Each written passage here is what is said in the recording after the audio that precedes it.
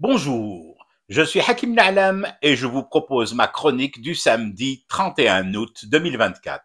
Elle s'intitule « Vous vous doutez bien de ce que je lui dis à votre stratégie nationale ».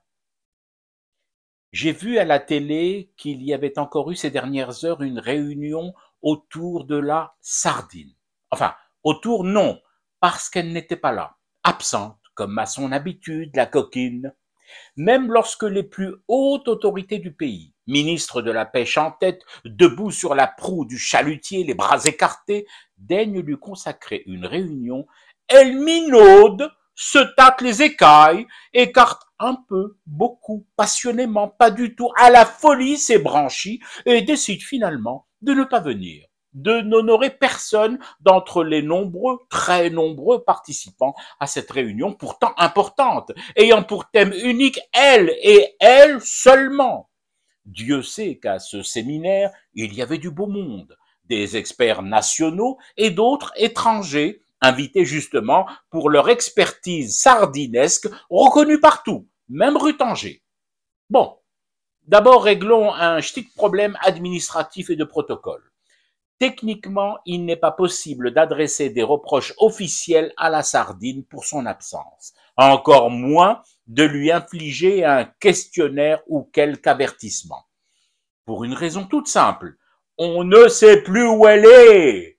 En théorie, et je dis bien en théorie, madame est dans son élément naturel, la mer. Mais alors, si elle est dans l'eau, pourquoi ne remonte-t-elle jamais dans les filets de nos pêcheurs? La sardine se serait-elle mise au banc de la société de consommateurs de sa chair que nous sommes, mais qu'une amnésie gustative collective nous prive jusqu'au souvenir de son goût d'antan. D'antan, d'antan, d'antan. Si je raconte aujourd'hui à mes enfants que d'antan, moi-même enfant, muni d'un récipient passoire en acier gris galvanisé, j'ai acheté pour compte de ma maman de la sardine sur le pas de notre porte à 1,50 $ le kilo, j'ai une certaine crainte, une appréhension, je l'avoue. Laquelle? Que mes enfants m'écoutent poliment jusqu'au bout, parce que leur maman et moi les avons tout de même bien élevés, puis aille discrètement vérifier mes piluliers, de peur que je ne me sois trompé dans les prises et les doses. Mais trêve de digression avec mon enfance et Mathusalem. Revenons à notre séminaire de haut vol, si j'ose dire, sur la sardine. Les experts avaient pour tâche et mission d'aider à élaborer une stratégie nationale de la sardine.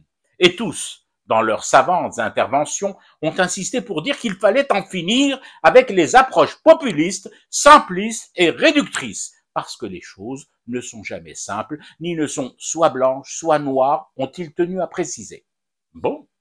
Moi, par expérience, lorsque des sommités, des experts mondiaux se mettent à nous prévenir que les choses ne sont jamais aussi simples qu'on le pense, je me dis qu'il y a anguille sous roche, ce qui en soi est déjà un brin embêtant, l'anguille étant un prédateur de la sardine.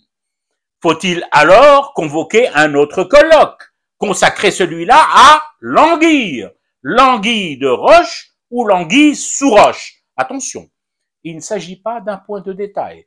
C'est une nuance qui a son importance. Ce n'est pas la même chose. Les deux espèces étant prédatrices, certes, mais l'une ne se nourrissant pas des mêmes proies que l'autre. Mais alors, autre question aussi troublante et trouble que l'eau où se cacherait la sardine, qui invitait à ce nouveau colloque sur l'anguille? Pour rester dans la même dynamique pécheresse, il faudrait là aussi veiller à faire venir à cette réunion un beau brochet de participants. Enfin, je veux dire une belle brochette de participants.